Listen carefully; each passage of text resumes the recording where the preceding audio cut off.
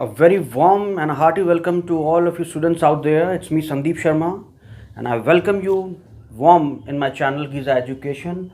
So today let's begin with the problems. Whatever we have gone in the last very video, we are going to discuss the problems of it. देखिए हम लोगों ने last very video में जो चीज़ें पढ़ी हैं वो ये कि लेंस मेकर फॉर्मूला क्या होता है. आज हम उस लेंस मेकर फॉर्मूला को यूज़ करेंगे. ठीक है, ज़रा मैं चीज़ें कह दूं. लेंस मेकर फॉर्मूला जो हमें यूज़ करना है उसे किस प्रकार से, कुछ चीज़ें जो मुझे आपको बतानी है. पहले मैं आपको एक चीज़ से क्लियर कर देता हूँ. देखो, लेंस मेकर फॉर्मूला जो हमने अभी कल डिराइव किया वो था जो ग्लास का रिफ्रैक्टिव इंडेक्स है, यानी कि एब्सोल्यूट रिफ्रैक्टिव इंडेक्स, यानी एयर के रिस्पेक्ट में. चूँकि जिस मीडियम में रखा है ग्लास का रिफ्रैक्टिव इंडेक्स या उस रिफ्रैक्टिंग मटेरियल का रिफ्रैक्टिव इंडेक्स जिससे लेंस बना है उसका, चूँकि ग्लास से बना है तो इसलिए ग्लास ले लिया. जिस मीडियम में रखा है, चूँकि एयर में जनरली रखा रहता है तो एयर में ले लेते हैं. -1/1/R1 -1/R2. अगर मान लेते हैं कि वो किसी और जो भी मटेरियल है, मान लेते हैं ग्लास का ही बना है लेकिन किसी और मीडियम में रखा है, माने किसी और लिक्विड में रखा है, तो फॉर्मूला ये हो जाता है वहाँ पे, है ना. कोई फ़र्क नहीं आएगा उस पर. 1/R1 -1/R2. इसी को आप चाहें तो μ2/μ1 भी लिख सकते हैं या mu glass upon mu liquid भी लिख सकते हैं, वो आपके ऊपर है. अच्छा, कुछ चीज़ें जो मैं जनरली बताने जा रहा हूँ which we are going to discuss in our numericals. What is that? Suppose this is a convex lens, this is a biconvex lens and this is a biconcave lens. Okay, so let's discuss something very important out of it, जो कि numericals में बहुत ज़रूरत पड़ेगी आपकी. Number 1, देखिए focal length जो lens की है वो वैरी कर सकती है, क्योंकि फोकल लेंथ इस पर डिपेंड करती है. ठीक है, रिफ्रैक्टिव इंडेक्स पे डिपेंड करती है. जिस मीडियम में रखा है बहुत मैटर करता है उसका. मीडियम्स बदलोगे तो फोकल लेंथ बदलेगी. ये डिस्कशन लास्ट वीडियो में हो चुका है. We are not going to waste any more time in it.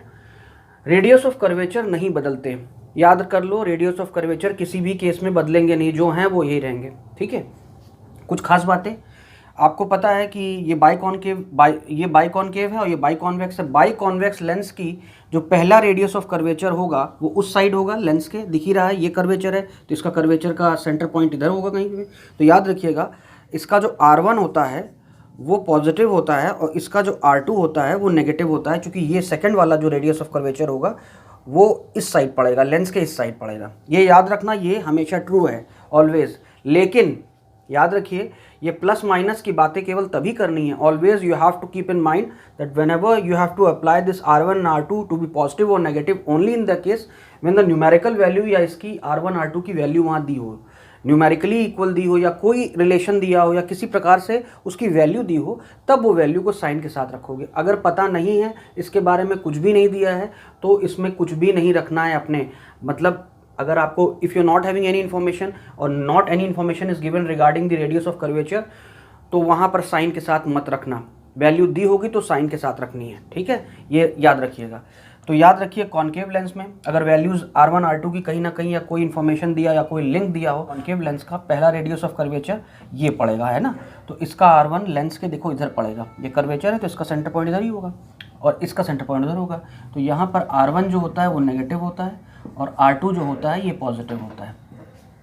ठीक है, इतनी बातों से हम लोग का काम हो जाएगा. खास बातें याद है ना. इसका रेडियस ऑफ कर्वेचर R1 इधर पहला, ये इसका R1 इधर पड़ेगा और R2 इधर पड़ेगा. R1 पॉजिटिव होता है, R2 नेगेटिव होता है, इसका R1 नेगेटिव होता है. 2 मिनट बना के भी देख लोगे तो भी समझ में आ जाएगा. Let's do the problem to discuss. कि अब मैं whatever I have said, with the help of a problem, let's discuss out of those. Okay, the very first question is on your screen. Look it carefully and read what it says. पहले हम लोग आसान सवाल से शुरुआत करेंगे, फिर हम लोग कठिन तक जाएंगे. पहला सवाल क्या कह रहा है, 1 मिनट पॉज करके पढ़ लीजिए, पहले नोट डाउन कीजिए कहीं पे. मैं बात कहता हूँ आपको, मैं बताता हूँ. वो ये कह रहा है कि जो रेडियस एक बाइकॉन्वेक्स लेंस है, एक बाइकॉन्वेक्स लेंस में जो उसकी रेडियस ऑफ कर्वेचर दी हुई है R1 R2, वो कितनी दी है भाई, 10 सेंटीमीटर और R2 दिया है 15 सेंटीमीटर. और इसकी जो फोकल लेंथ है वो कितनी दी है, 12 सेंटीमीटर. और पूछा क्या आपसे, ग्लास का रिफ्रैक्टिव इंडेक्स या refractive index of the material of the lens पूछा है, जो कि ग्लास से बना हुआ है. तो फॉर्मूला हम लोग रखेंगे, सिंपल फॉर्मूला बेस्ड क्वेश्चन है पहला वाला. Refractive index of glass with respect to air, यानी उसका एब्सोल्यूट, क्योंकि ग्लास का चाहिए आपको, एयर में रखा हुआ है -1 अपॉन 1/r1 माइनस 1/r2, ठीक है। चीज़ें रख देते हैं 1 अब मैं बात कर रहा हूँ फोकल लेंथ की, तो चूंकि आपको ये पता है, ये याद रखिएगा खास चीज़, बाई कॉन्वेक्स और बाई कॉन्केव लेंस में दो चीज़ें, रेडियस ऑफ कर्वेचर मैंने बता दिया था, फोकस के बारे में बता देता हूँ, ध्यान रखिएगा। फोकस की वैल्यू वेरी करेगी ज़रूर, फोकस की वैल्यू ज़रूर वेरी करेगी, लेकिन याद रखिए कि इस लेंस का जो सेकेंड प्रिंसिपल फोकस होता है वही इसका मेन फोकस होता है। तो याद रखिएगा इसका फोकस पॉजिटिव होता है और इसका फोकस नेगेटिव होता है, याद रखिएगा, क्योंकि इसमें ये पहला प्रिंसिपल फोकस कॉन्केव में इस्तेमाल होता है, इसमें दूसरा वाला इस्तेमाल होता है। तो याद रखिएगा, चूँकि इसमें ये वाला इस्तेमाल होता है तो इधर वाला तो वो नेगेटिव हो गया, और इसमें उस तरफ वाला इस्तेमाल होता है तो इसके लिए पॉजिटिव हो गया, ठीक है। तो फोकस पॉजिटिव और नेगेटिव आपको याद रखना है, लेकिन तभी इस्तेमाल करना है जब उनकी वैल्यू दी हो। तो यहाँ फोकस दिया हुआ है 12, कॉन्वेक्स लेंस का प्लस होता है तो हम लोग +12 रख देंगे, है ना। तो यहाँ 12 लिख लो, इज इक्वल टू, ये आपको पता करना है, glass with respect to air -1। अब वैल्यू रख दीजिए 1/r1, r1 की वैल्यू 10 है, पॉजिटिव, ठीक है। आपको पता है कि इसका r1 पॉजिटिव होता है और r2 नेगेटिव होता है, तो r2 यहाँ पे -15 लिख लो, माइनस r2 लिखोगे तो -15 लिख लोगे, ठीक है। तो 1/12 is equal to refractive index of glass with respect to air -1। ये 1/10 + 1/15 हो गया। इसको यार पहले सॉल्व कर लेते हैं जल्दी, ठीक है। तो मैं इसको डायरेक्टली कर दे रहा हूँ, ठीक है। ये हो गया 15 + 10/15 × 10। आप एलसीएम फेल्सियम लेके घंटू आप करेंगे, मैं इसको 2 मिनट में कर दे रहा हूँ, ठीक है। मैं इसको डायरेक्टली इजी तरीके से कर दे रहा हूँ, 15 + 10/15 × 10, है ना। वो 30 लेके और उस तरीके से वो आप करिएगा, कोई दिक्कत नहीं है। 25 कितना हो गया, ये आ गया 25/150, जो कि 6 टाइम कट जाता है, तो 1/6 हो गया, ठीक। तो ये सब हटा के आप इसको जगह 1/6 लिख सकते हैं। ये 1/6 वैल्यू आ गई, ये भी 2 टाइम्स कट जाएगा ना। तो ये यहाँ से हटा दीजिए और सीधे यहाँ लिख दीजिए 1/2, ठीक। अब मेरे पास तो इजी है, मैं जल्दी से इसको कर सकता हूँ। 1/2 -1, तो अगर इसको इधर ले आओगे तो +1 हो जाएगा, तो यहाँ से भी हटा दो, +1 लिख दो, तो आ गया refractive index of the material of the lens. कितना आ गया भाई, 3/2 या 1.5, इतना ही होता भी है ग्लास का, पता है ना आपको, ठीक है। ठीक है, नेक्स्ट क्वेश्चन की ओर बढ़ते हैं। देखिए नेक्स्ट क्वेश्चन आपके स्क्रीन पे, क्वेश्चन को आप पढ़िए पहले अच्छे से, क्या कह रहा है सारी चीज़ें देखिए, फिर हम लोग डिस्कस करते हैं क्वेश्चन। सेकंड क्वेश्चन क्या कह रहा है, पढ़ा आपने? सेकंड क्वेश्चन क्या कह रहा है, देखिए पॉज करके पढ़ लीजिए। सेकंड क्वेश्चन ये कह रहा है कि एक आपके पास बाइकॉन्वेक्स लेंस है जिसकी रेडियस ऑफ कर्वेचर जो है उनका रेशियो दिया हुआ है। तो देखो यहाँ रेडियस ऑफ कर्वेचर की वैल्यू दे दी है, भले ही रेशियो में दिया हो पर एक्चुअली उसकी वैल्यू दे दी है ना, तो हम इसको साइन के साथ रख सकते हैं। तो क्या दिया हुआ है, रेशियो दिया हुआ है R1/R2 इज इक्वल टू 1/2 दिया है, या आप इसको लिख सकते हैं R2 is equal to 2 times R1, है ना। R2 उधर ले जाओगे इसको, R1:R2 1 दिया है ना, R1:R2 की वैल्यू 1:2 दी हुई है, तो R2 is equal 2 times R1 आपके पास वैल्यू दी हुई है, ओके। ग्लास का रिफ्रैक्टिव इंडेक्स दिया हुआ है, जिसका लेंस बना हुआ है 1.5 दिया हुआ है, तो उसको भी लिख लो भाई, ग्लास का रिफ्रैक्टिव इंडेक्स दिया हुआ है 1.5, ठीक। अब आगे बात करते हैं, रेडियस ऑफ कर्वेचर आपको बतानी है। ये कह रहा है कि ये लेंस कुछ इस प्रकार का है कि इसमें 6 सेंटीमीटर की दूरी पे एक ऑब्जेक्ट रखा है जो इल्यूमिनेटेड ऑब्जेक्ट है। तो जो ये कह रहा है ना कि renders the ray parallel coming from A limited object, इसका मतलब ये है कि ऑब्जेक्ट जो जस्ट 6 सेंटीमीटर की दूरी पर रखा हुआ है वहाँ से जो लाइट आ रही है उसको पैरेलल कर दे रहा है। तो सीधी सी बात है यार, आप जानते हैं ये चीज़, आप ये चीज़ जानते हैं कि रेस पैरेलल कब हो जाती हैं, किसी पॉइंट से अगर आए, तो अगर ये फोकस होगा तभी ऐसा हो सकता है कि फोकस से आती हुई जो रेज होती हैं लेंस उनको पैरेलल कर देता है प्रिंसिपल एक्सिस के, कॉन्वेक्स लेंस। तो इसका मतलब श्योर है कि एक प्रकार से ये आपकी फोकल लेंथ दे दी गई है, ठीक है। अब ध्यान रखना, तुम ये मत सोच लेना कि यार ये लेंस के हिसाब से ये डिस्टेंस दी हुई है, यू नेगेटिव दी है 6 सेंटीमीटर, ऐसा कुछ नहीं है। ये केवल क्लू दिया था, it was only a clue to let you know that the focal length of this lenses only to get you an idea why the illuminated object is kept at a focus, then only the rays could have become parallel. So it is only giving you idea the focal length of the convex lens is plus 6 centimetre. Okay, क्योंकि focus पे ही रखा होगा तभी possible है. तो अब आप जानते हैं कि फोकस जो होता है कॉन्वेक्स लेंस का वो पॉजिटिव होता है. आपको पता है ना, ये चीज़ मैंने बताया अभी प्लस, तो यानी वो प्लस 6 सेंटीमीटर फोकस है आपका. अपनी वैल्यूज़ रखते हैं, स्टार्ट करते हैं. आप लिखेंगे 1 अपॉन जो भी फोकल लेंथ होगी दैट इज़ इक्वल टू जो भी refractive index of that glass with respect to air minus 1 upon R1 minus 1 upon R2 कर सकते हैं ना. ठीक है, अब देखो चूँकि इन दोनों का रेशियो दिया हुआ है तो एक काम आप कर सकते हैं, अगर R1 upon R2 is equal to, तो देखो यानी कि R1 upon R2 is equal to अगर 1 अपॉन 2 दिया है तो R1 को तुम x लिख सकते हो और R2 हो जाएगा तुम्हारा 2x. एज्यूम कर लो, क्योंकि तुम्हें एग्जैक्टली तुम्हें तो रेशियो दिया है ना, लेंथ तो पता नहीं तुम्हें, बस रेशियो पता है. तो अगर R1 अपॉन R2 का रेशियो लोगे तो x अपॉन 2x तो 1 अपॉन 2 ही तो हो जाएगा.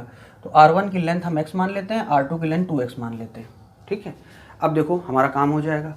अब 1 upon f is equal to refractive index 1.5 दिया तो 1.5 माइनस 1. ठीक है, 1 upon R1 minus 1 upon R2. अब आपको ये पता है कि इसका जो R1 होता है पॉजिटिव होता है और R2 जो होता है नेगेटिव होता है, ये पता है ना आपको. तो R1 को पॉजिटिव लेते हैं 1 अपॉन x माइनस R2 को आप लिख लीजिए माइनस 2x, क्योंकि R2 नेगेटिव होता है, पता है ना, इसका ये पॉजिटिव होता है, ये वाले का इधर नेगेटिव होता है. सॉल्व कर लो यार. और फोकल लेंथ की वैल्यू जो दी हुई है 6, तो 1 अपॉन 6 लिख लो. 1.5 माइनस 1 कितना हो जाएगा, 0.5 हो जाएगा. और ये हो जाएगा, इसको आप करेंगे तो ये x प्लस 1 अपॉन 2x हो जाएगा. x को आप चाहें तो बाहर कॉमन ले लीजिए, तो ये हो गया 1 प्लस 1 अपॉन 2, है ना. अगर x को तुमने कॉमन ले लिया, हो गया ना, x को कॉमन ले तो 1 प्लस 1 अपॉन 2, ये कितना हो गया 3/2 हो गया. ऐसे कर लो, इसको लिखो 3/2. ठीक, 0.5 को तुम 1/2 लिख सकते हो, तो 0.5 हटा के तुम 1 अपॉन 2 लिख लो. ठीक, और कोई कन्फ्यूजन. अब देखो, अब आप जो सब कटता फटता है उसे काट दीजिए. 2 जो है ये 3 टाइम्स कट जाएगा, तो x की वैल्यू, x इधर ले जाओ 3 इधर ले जाओ, तो x की वैल्यू कितनी हो जाएगी भाई, x की वैल्यू हो जाएगी 3 3 9/2. तो x की वैल्यू हो गई 4.5. ठीक, तो x की वैल्यू 4.5 हो गई. तो R1 तुम्हारा x है 4.5 और R2 तुम्हारा माइनस 2x है. तो माइनस 2x का मतलब हो गया minus 2 into 4.5 is equal to minus 9 centimetre में लिख लो, सेंटीमीटर, और ये तुम्हारा R2 आ गया. ठीक है, क्लियर हुई बात ये. ठीक है, हम लोग नेक्स्ट क्वेश्चन की ओर बढ़ते हैं. क्वेश्चन पढ़िए, क्वेश्चन आपके स्क्रीन पे ध्यान से देखिए. इसको क्वेश्चन पढ़ा, 2 मिनट पॉज करें, क्वेश्चन पढ़ लीजिए पहले, उसका डेटा कहीं नोट कर लीजिए. And if you can solve it by your own then it is very good. Solve it by your own, then only look toward the solutions whatever I am doing. Okay, so what it is saying, देखिए हमारे पास plano convex lens है. Plano convex का मतलब ये lens है यार हमारे पास, plane convex, इधर से प्लेन उधर से कॉन्वेक्स. इसका मतलब R1 आपके तो पहले ही हो गई इन्फिनिटी, अब इधर ही होगी, ऑब्वियस सी बात है, तो उसको प्लस इन्फिनिटी माइनस इन्फिनिटी जो भी लिखो उससे क्या फ़र्क पड़ता है. R2 जो होगी यानी ये, तो R2 आपकी नेगेटिव होगी, चूँकि इस वाले कर्वेचर का जो आपको मिलेगा वो तो इधर ही मिलेगा ना. तो R2 आपकी नेगेटिव हो गई. कितनी दी हुई है, 10 सेंटीमीटर, तो हमने नेगेटिव लिख लिया 10 सेंटीमीटर. ठीक है, और इसकी फोकल लेंथ जो दी हुई है वो दी है 80 सेंटीमीटर, 80 सेंटीमीटर, लेकिन वो वाटर में दी है यार. अब सीधी सी बात है, अगर वाटर में दी है तो वाटर में फॉर्मूला क्या लगेगा, 1 upon focal length in water क्या होगा भाई, वो होगा जो refractive index of the material of the glass यानी कि लेंस का है विथ रिस्पेक्ट टू वाटर, चूँकि मीडियम वाटर है वाटर में, तो ग्लास का विथ रिस्पेक्ट टू वाटर देखना है आपको, -1. ठीक है, और ये हो गया 1 upon R1 minus 1 upon R2. ठीक, तो हम लोग चीज़ें रखते हैं. फोकल लेंथ इसकी वाटर में दी हुई है, और यहाँ पूछा क्या है, यहाँ पूछा है उसकी फोकल लेंथ एग्जैक्टली, यहाँ पूछा है कि जो ग्लास है उस ग्लास का रिफ्रैक्टिव इंडेक्स कितना है निकालो. उस ग्लास का रिफ्रैक्टिव इंडेक्स जिसका लेंस बना हुआ है वो निकालना है आपको. तो ऐसा है, ग्लास का रिफ्रैक्टिव इंडेक्स मतलब ये पूछा है आपका, ग्लास का एब्सोल्यूट पूछा है, ये पूछा है आपसे. ठीक है, सबसे पहला काम आप जो वाटर में फोकल लेंथ जो दी है वो 80। अब आप जानते हैं कि प्लेनो कॉन्वेक्स लेंस है, वो फोकल लेंथ तो इसकी पॉजिटिव ही होगी इधर से, है ना। तो क्योंकि ये काम कन्वर्जिंग का ही करेगा, देखो ये भी कन्वर्जिंग ही होता है यार, है ना। आप इसकी फोकल लेंथ समझ सकते हैं। मान लेते हैं ये लाइट आ रही है, देखो इस मीडियम में तो सीधी चली गई, और फिर इस मीडियम पे यहाँ पे ऑब्वियस सी बात है कि जाना चाहिए ऐसे, तो नॉर्मल से इवेंट होगी, तो काम ये भी कन्वर्जिंग कर रहा है। वो बात अलग है कि वो पूरा कॉन्वेक्स होता तो ज़्यादा कन्वर्जिंग करता, यहाँ पे कम कन्वर्जिंग कर पा रहा है, लेकिन कन्वर्जिंग ये भी लेंस है। फोकल लेंथ इसकी पॉजिटिव होती है, याद रखना, इसकी भी फोकल लेंथ पॉजिटिव होती है, ठीक है। और रेडियस ऑफ कर्वेचर पहले सरफेस का तो इन्फिनिटी होता है, दूसरे सरफेस का नेगेटिव होता है, ठीक। ये सब चीज़ें याद रखनी है, इंपॉर्टेंट है। अब देखो ये तो हमको दिया नहीं है यार, उसने क्या दिया हुआ है, उसने वाटर का रिफ्रैक्टिव इंडेक्स दिया हुआ है, रिफ्रैक्टिव इंडेक्स ऑफ वाटर दिया है, यानी एब्सोल्यूट दिया है, और ये 4/3 दिया हुआ है। तो यार इसको आप ऐसे नहीं लिख सकते हैं, refractive index of glass with respect to, यानी ग्लास का एब्सोल्यूट अपॉन वाटर का एब्सोल्यूट। इस चीज़ को हमने ऐसे लिख दिया, -1 तो अपनी जगह है, और 1/R1 इसे हटा दो, यहाँ से कोई मतलब नहीं है। 1/R1, तो R1 आपका इन्फिनिटी है तो इन्फिनिटी रख दो, माइनस इन्फिनिटी प्लस इन्फिनिटी से कोई फ़र्क नहीं पड़ेगा। 1/R2 की वैल्यू -10 सेंटीमीटर है, ओके। देखो ये माइनस माइनस कट के तो यार ये प्लस हो गया होगा, है ना। और 1/इन्फिनिटी जो होता है 0 होता है, पता है आपको, तो ये तो 0 हो गया होगा, यानी हर सब हटा दो, केवल 1/10 आ गया होगा। इसमें देखो 1/10, इसको 8 टाइम काट भी दो, तो ये इधर आ जाएगा 1/8। ये क्या हो जाएगा भाई, ये पता करना है आपको विथ रिस्पेक्ट टू एयर, ये दिया हुआ है 4/3 -1, ठीक है। अब ये -1 इधर ले जाओगे, इधर तो +1 हो जाएगा, तो 1/8 + 1 हो जाएगा, और refractive index of glass with respect to air upon 4, और 3 को ऊपर लिख लो, ऊपर चला गया। ये कितना आ गया होगा, 9/8 आ गया होगा। तो इसको हम लोग ऐसे सॉल्व कर देते हैं, इधर 9/8 is equal to 3 refractive index of glass with respect to air upon 4, 4 2 जा 8 और 3 3 जा 9, तो 3/2 आ गया। वैसे भी ग्लास का इतना ही होता ही है, 3/2 लिखो या 1.5 लिखो, एक ही बात है। समझ में आया सवाल कैसे हुआ। अगला सवाल आपके स्क्रीन पर देखिए, सवाल पढ़िए, 2 मिनट पॉज करके सवाल पढ़ लीजिए, उसके डेटा कहीं नोट कर लीजिए, और it will be very good if you are going to solve it, और try to solve it by your own, because I am going to give you the help needed out there. But अगर अपने से आप करने की कोशिश करेंगे तो वो कहीं ना कहीं बहुत अधिक आपको जो है फ़ायदा करेगा। बाकी आप सॉल्यूशन देखिए, सॉल्यूशन देखकर चीज़ें करने से या सीख लेना कोई बड़ी बात नहीं है। चीज़ें हैं खुद से ऐसी कैपेबिलिटी क्रिएट करना कि आप सवाल को पढ़ें और खुद से आपको समझ में आ जाए कि मुझे इसकी अप्रोच। तो जो भी आप सीख रहे हैं, मेरी ये रिक्वेस्ट है कि वो ये इसलिए सीखें ताकि आप खुद काबिल बन सकें। You must be having that strength और that grip over the subject so that you can approach the problem by your own. Okay, let's start. सवाल कह रहा है कि एक प्लेनो कॉन्वेक्स लेंस है। प्लेनो कॉन्वेक्स आप जानते हैं कैसा होता है, ऐसा होता है प्लेनो कॉन्वेक्स। तो प्लेनो कॉन्वेक्स लेंस है, और उसकी जो मोटाई है उसने दे रखी है 4 सेंटीमीटर उसकी मोटाई है, और उसने कहा है कि उसको हमने टेबल पे रख दिया है इस तरीके से। तो टेबल पे अगर आप प्लेनो कॉन्वेक्स लेंस को रख दे रहे हैं, इसकी मोटाई जो भी है 4 सेंटीमीटर के आसपास है, तो टेबल पे ऐसे रखा है कि उसका पॉइंट ऑफ कांटेक्ट, जो ये पॉइंट ऑफ कांटेक्ट उसका बन रहा है टेबल के साथ, तो उस पॉइंट ऑफ कांटेक्ट को जब ऊपर से देखता होगा कोई भी, तो कहाँ पे दिखाई दे रहा है, वो 3 सेंटीमीटर पे दिखाई दे रहा है, यानी ऊपर से 3 सेंटीमीटर की लेंथ पे वो दिखाई दे रहा है, ठीक है। ये 3 सेंटीमीटर है, और टोटल तो ये 4 सेंटीमीटर है। तो अगर आप गौर करें तो ये क्या हो रहा होगा यार, इस पॉइंट ऑफ कांटेक्ट से, जरा हम इसको मिटा देते हैं, जरा इस पॉइंट ऑफ कांटेक्ट से एक रे गई होगी सीधी और एक गई होगी ऑब्लिक, ठीक है। यहाँ पे नॉर्मल बनाइए तो रे डेविएट हुई होगी जिसकी इमेज यहाँ, तो वही real depth upon apparent depth वाला केस है यार। मैंने आपको फिगर ही बना के दिखा दिया, ये है एपरेंट डेप्थ और ये है रियल डेप्थ। तो फॉर्मूला डेंसर से रेयर जब लाइट जाती है, याद करिए, real depth upon apparent depth is equal to क्या होता है, याद करिए, refractive index of the medium, जो कि इस ग्लास का रिफ्रैक्टिव इंडेक्स होगा विद रिस्पेक्ट टू एयर, यही होता है ना। फॉर्मूला याद करिए, डेंसर से रेयर जाती है तो ये फॉर्मूला होता है। और एक फॉर्मूला मैंने और बताया था, आपको याद होना चाहिए, जिस मीडियम में एंगल ऑफ इंसिडेंस बन रहा है, उस एंगल का रिफ्रैक्टिव इंडेक्स म्यू ऑफ आई लिख देते हैं अपॉन सरफेस से, जिस सरफेस पर रिफ्रैक्शन हो रहा है उस सरफेस से ऑब्जेक्ट की डिस्टेंस इज इक्वल टू जहाँ आपका रिफ्रैक्टिव एंगल बन रहा है अपॉन इमेज की डिस्टेंस, है ना। ये सारे फॉर्मूले इसी को देते हैं, जो ये सब इनका एक जनरल फॉर्म हो गया। वापस आते हैं इस क्वेश्चन में। क्वेश्चन क्या कह रहा है देखिए, तो ये बात समझ में आई आपको। तो यहाँ पर इमेज दिखाई दे रही है 3 सेंटीमीटर पे दिखाई दे रही है, वास्तविक 4 सेंटीमीटर पे। तो रियल डेप्थ यहाँ पे दिखाई दे रही है 4 सेंटीमीटर है, एपरेंट डेप्थ यहाँ पे 3 सेंटीमीटर है। तो ये इससे हमारा ग्लास का रिफ्रैक्टिव इंडेक्स आ गया, ग्लास का विथ रिस्पेक्ट टू एयर, यानी कि ग्लास का एब्सोल्यूट रिफ्रैक्टिव इंडेक्स आ गया। ये आ गया है। सवाल को आगे बढ़ते हैं। अब ये कह रहा है कि इसको मैंने पलट के रख दिया। जब इसको पलट के रख दिया होगा तो स्थिति कुछ ऐसी हो गई होगी, यानी कि जब इसको इसने पलट दिया होगा, आपकी प्लेन सरफेस को इसने उससे टच करा दिया है, तो यानी कि इस प्रकार से ऐसे मान लेते हैं टच करा दिया है।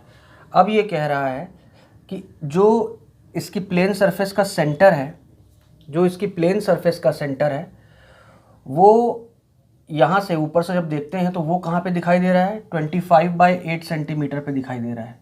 25/8 सेंटीमीटर क्या होते हैं, 3 पॉइंट समथिंग सेंटीमीटर पे दिखाई दे रहा होगा वो, यानी फिर से कम हाइट पे दिखाई दे रहा होगा ना। कैसे हुआ होगा ये, यार बड़ा सिंपल सी बात है। एक रे सीधी फेंको, सीधी सीधी चली गई होगी क्योंकि नॉर्मली पड़ रही है।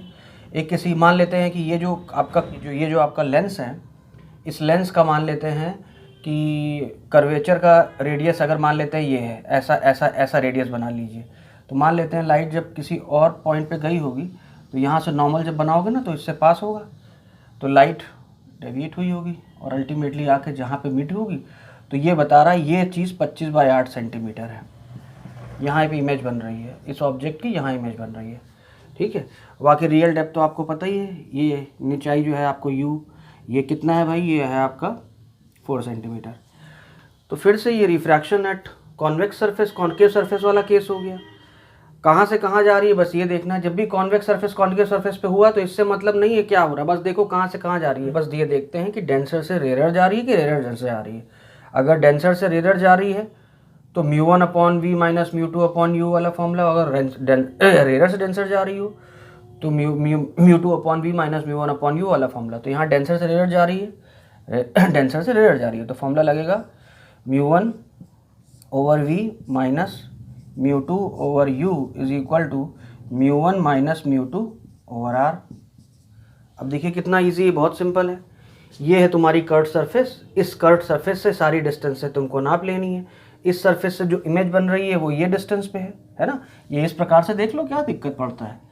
u जो है आपका ये u है और इसका जो v आ रहा है ये v है, ये 25/8 सेंटीमीटर पे है और ये तो 4 सेंटीमीटर है और दोनों लेफ्ट में है तो दोनों नेगेटिव है। तो u की वैल्यू कितनी है भाई, u की वैल्यू है -4 सेंटीमीटर, v की वैल्यू है -25/8 सेंटीमीटर, ठीक।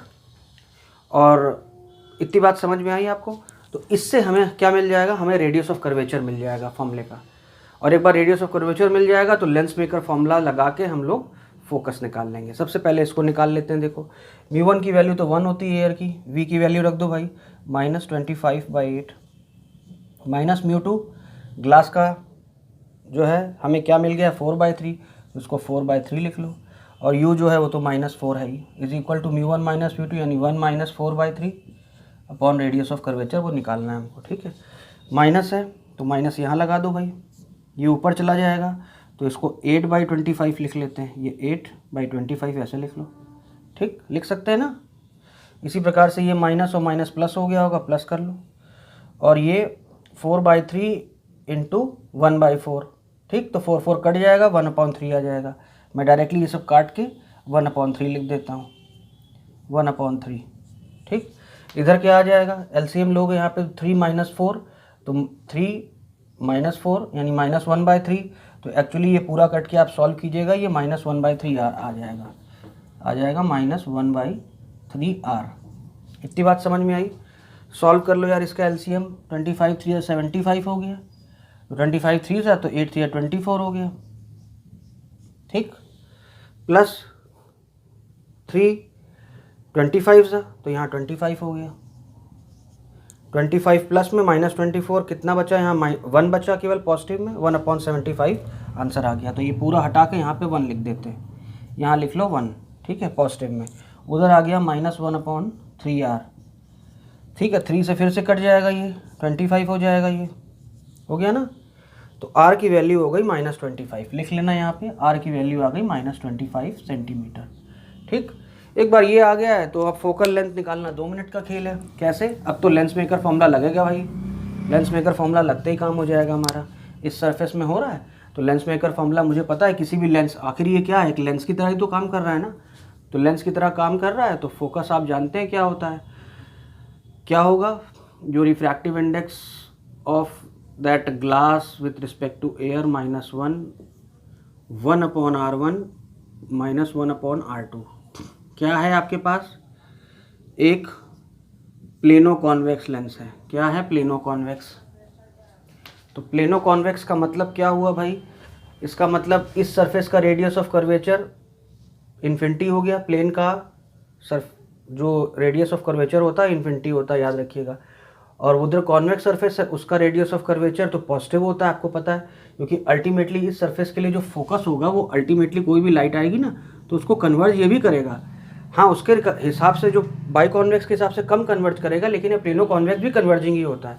फोकस इसका पॉजिटिव होता है ना। तो उससे हमको मतलब नहीं है। मतलब क्या है, देखो कि इस सरफेस का अगर रेडियस ऑफ कर्वेचर देखोगे, ये वाली सरफेस का, तो ये रेडियस ऑफ कर्वेचर तो हमारे पास ऑलरेडी वैल्यू आ चुकी है उसकी, ये r की वैल्यू 25 आ गई है, वैल्यू रखते हैं। तो 1/f इज इक्वल टू, ये वैल्यू 4/3 आ चुकी थी, -1 1/r1 यानी 1/∞ प्लेन सरफेस के लिए, -1/r2 की वैल्यू हमारे पास -25 आ गई है। ठीक हुआ? कोई कन्फ्यूजन? तो भाई माइनस और प्लस ये तो ज़ीरो हो गया, ये minus plus minus minus plus हो गया, तो प्लस 1/25 लिख लो, या 0 + 1/25 केवल 1/25 हो गया। ये सॉल्व होगी, कितना हो गया होगा, 4 - 3 यानी 1/3 हो गया होगा।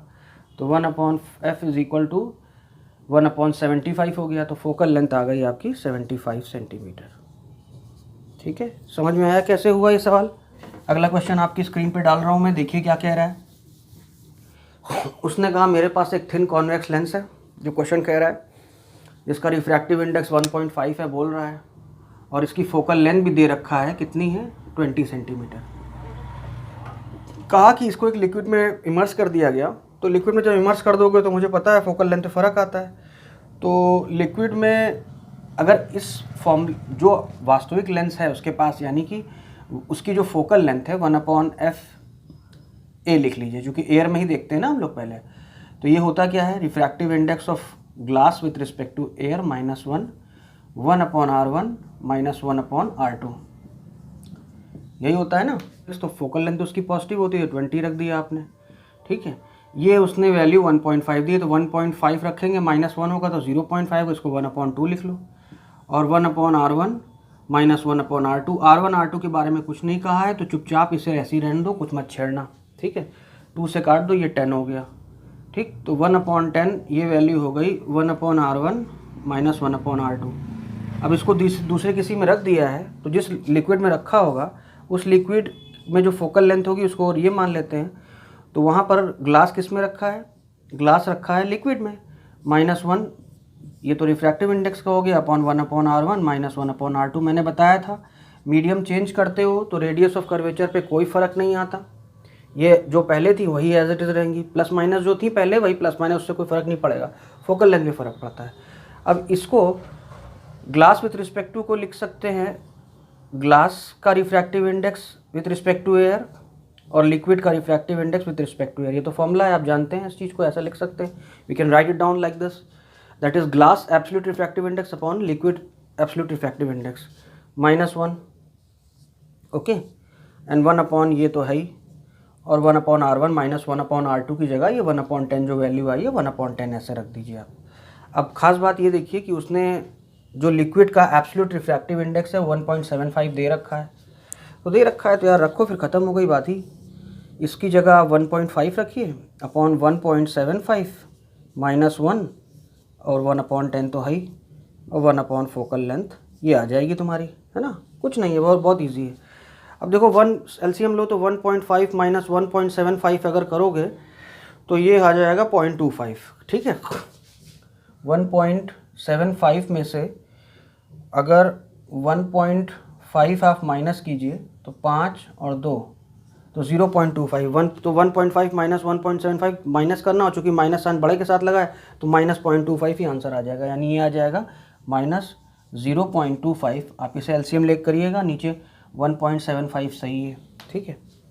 0.25 कितने टाइम, ये 7 टाइम काट देगा यार इसको, चाहे ठीक है, इसको 1/7 लिख लो चाहो तो, और 1/10 तो मल्टीप्लाई है ही, तो ये हो गया 1/ फोकल लेंथ की वैल्यू हो गई माइनस 1/70, यानी फोकल लेंथ जो आ गई है वो -70 आ गई है, ठीक है। ये बात समझ में आई आपको।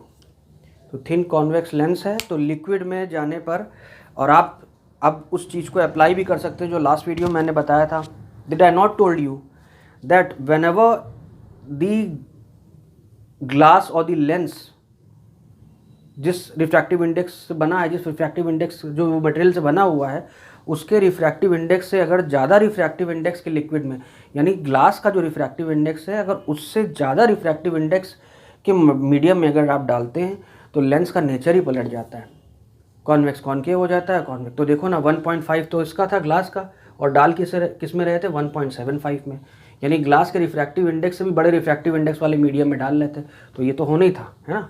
ये बात समझ में आई, ठीक है। क्वेश्चंस क्लियर हुए, ठीक है।